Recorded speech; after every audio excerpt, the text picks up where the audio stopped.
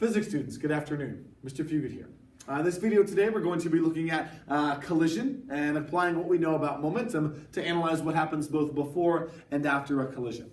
This video is specifically geared towards problem 12 on homework assignment number 11, which deals with what we've covered with momentum and impulse.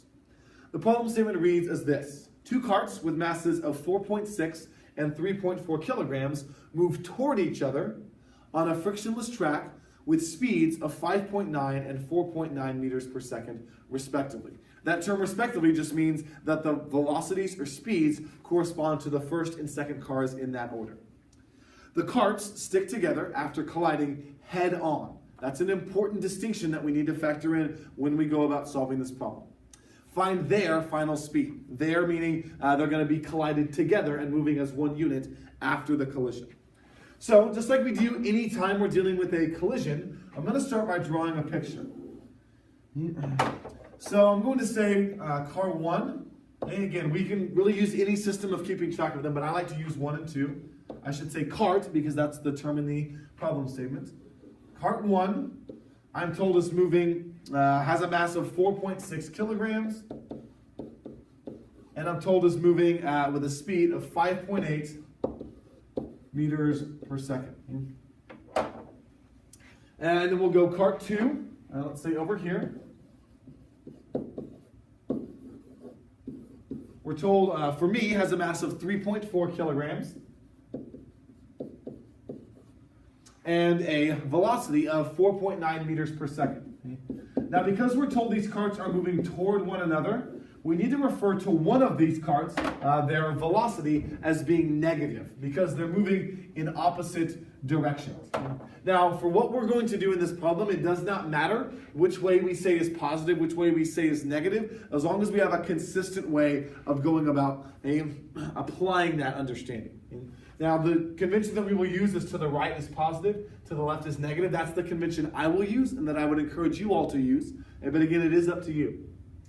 So these are our, what we would say, before conditions. So what we need to find out first is what is our momentum before these objects collide. And because both objects have mass and velocity, we need to pay attention to both of their momentums. So I'm going to say our initial momentum is equal to, well, the momentum of cart 1, m1v1, plus the momentum of cart 2, m2v2. Now again, when we deal with momentum, direction is very important. So we have to pay attention to that when we plug these values in. So we'll scroll down just a little bit, and I'm going to plug in the values that I know. Cart 1 has a mass of 4.6 kilograms and moves at a speed, we would say velocity because we're looking at direction here, 5.8 meters per second. And then cart 2, a mass of 3.4 kilograms, moving at a speed, I would say velocity, because we're now factoring in direction, of negative 4.9 meters per second. And then all we're going to do from there is mathematically start to solve our equation. So P naught, our initial momentum. Now I'm going to find the momentum of cart 1, which is 4.6 kilograms times 5.8 meters per second squared. That's going to give me 26.68 kilogram meters per second, plus the momentum of cart 2, and that's going to be a negative value because we're moving in the negative direction now. So 3.4 times negative 4.9, so this will be a negative, get that value, 16.66 kilogram meters per second. Okay. So as you can notice at this point, our value for the momentum of cart A is greater than that, or excuse me, cart 1 is greater than that of cart 2. And all that means is that our overall initial momentum is positive because we have more momentum in the positive direction, cart 1, than we do in the negative direction for cart 2. Okay? So P naught, we'll take 26.68 and we'll subtract 16.66. That's going to give us 10.02 kilogram meters per second. Now, it is important that we understand that our initial momentum is positive.